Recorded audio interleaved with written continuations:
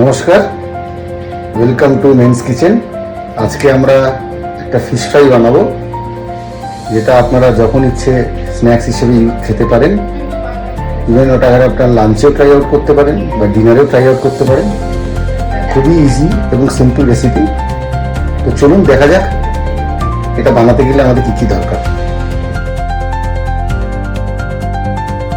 প্রথমেই জানিয়ে রাখি, আমরা এই ফিশ ফ্রাই করার জন্য আমরা 1 কিলো মতো ভেটকি মাছ নিয়েছি। এই 1 কিলো ভেটকি মাছকে আমরা ফিশ ফ্রাইয়ের স্লাইস হিসেবে এগুলোকে ফিলে করে নেওয়া হয়েছে। বাড়িতে একটা সুবিধা হচ্ছে, এই ফিলেগুলোকে আপনারা আপনাদের পছন্দ অনুযায়ী মোটা করে স্লাইস করতে পারেন। আমরা এরকম কয়েকটা স্লাইস নিয়েছি ফিলে করা। এগুলো আপনারা পারলে বাড়িতেও করতে পারেন, বা দোকান থেকে যখন নেবেন দোকানদাররাই আপনাদেরকে এটাকে ফিলে হিসেবে কেটে দেবে। তো প্রথমে আমরা এটাতে এই ফিলেটাতে লেবু ব্যবহার করব। লেবুটা কেন দিচ্ছি, কারণ এই যে মাছটার মধ্যে যদি আমি লেবু দিয়ে এটাকে তাহলে মাখিয়ে নিই, তাহলে সেক্ষেত্রে এর মধ্যে যে আষ্টে ভাবটা আছে সেটা চলে যাবে। আমরা 1 পিস পুরো লেবু দিয়ে দেবো এর মধ্যে।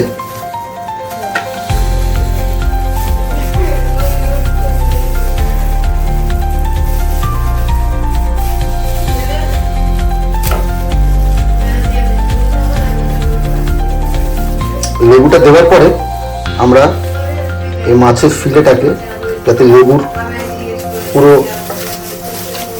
রসটা যাতে পুরোটা তার গায়ে লেগে যায়, এটাকে একটু মাখিয়ে নিচ্ছি এই ফিশের ফিলেগুলোকে। আপনারা আপনাদের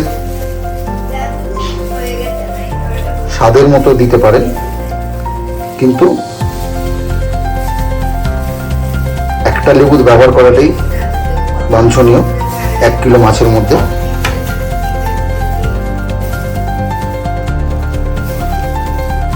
এই লেবুটা মাখার পরে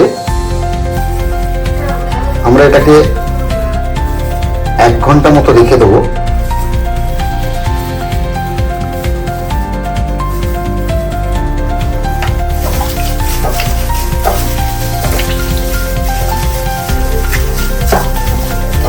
এবার বলে রাখি, এটাকে তো আমরা 1 ঘন্টা মতো মাখিয়ে রাখছি। এই ফিশ ফ্রাইটা ম্যারিনেট করার জন্য আমাদের লাগবে আদা বাটা, রসুন বাটা, ধনেপাতা বাটা, এর সঙ্গে আমাদের লঙ্কা বাটাও দেওয়া আছে, এবং ডিম।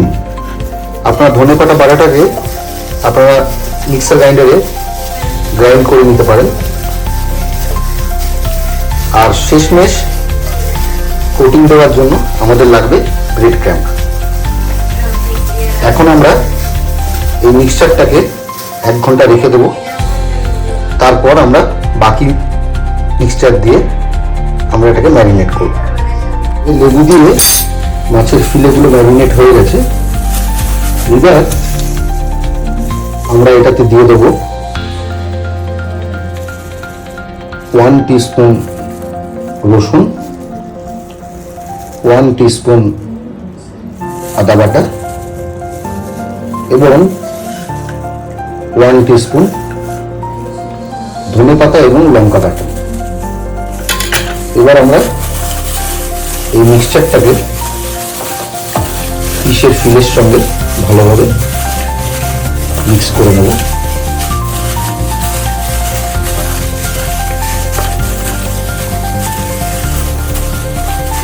যাতে এমনভাবে মিক্স করতে হবে যাতে মশলাটা মাছের সঙ্গে একদম লেগে যায়।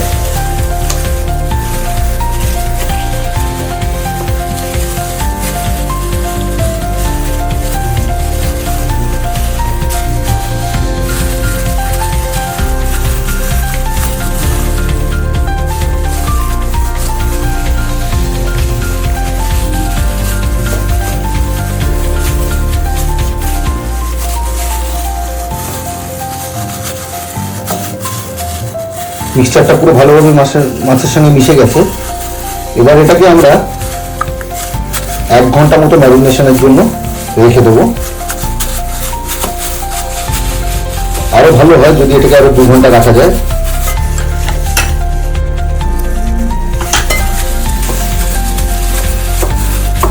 ম্যারিনেশন হয়ে গেলে তারপর আমরা এটার মধ্যে স্বাদ মতো নুন দেবো এবং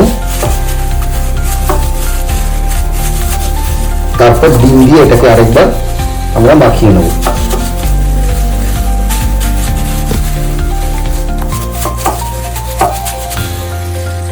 ম্যারিনেটটা হয়ে গেছে।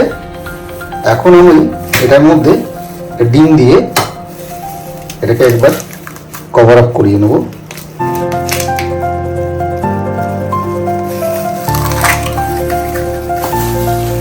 এবার এই ম্যারিনেটটা একটু মিক্স করে নিচ্ছি প্রপারলি।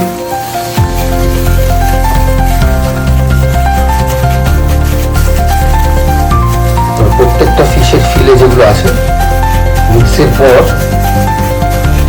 এবার আমরা ব্রেড ক্যাম্প দিয়ে কভার আপ করে নেব। যে ম্যারিনেটটা হলো তাতে মশলাটা পুরোটাই মাছের মধ্যে ঢুকে যাবে, তাতে ফ্রাইটা টেস্ট অনেক বেটার হয়। এবার আমরা ব্রেড ক্যাম্পের মধ্যে একটা করে ফিলে দিয়ে আমরা ফিশ ফ্রাইটাকে কভার আপ করবো। আমরা ব্রেড ক্যাম্পটাকে এবার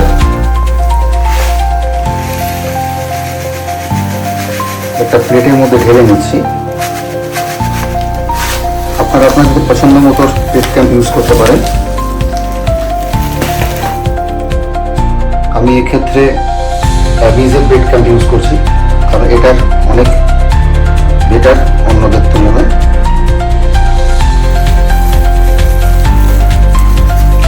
এবার আমি আমাদের ফিশ ফিলেটা একটা করে আমাদের ব্রেড ক্যাম্পের মধ্যে রেখে এটাকে কভার আপ করছি।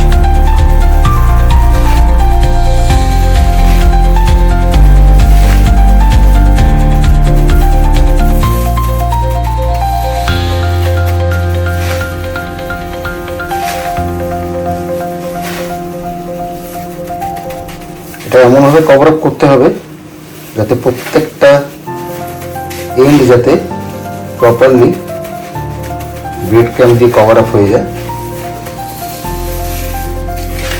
এবং এটাকে কিছুক্ষণের জন্য রেখে দিতে হবে। আমরা কোটিংটা খুবই পাতলা করি। দোকানে ফিশ ফ্রাই যেমন হয় একটু কোটিং মোটা থাকে, বাড়ির ক্ষেত্রে সেটা এতটা কোটিং থাকে না।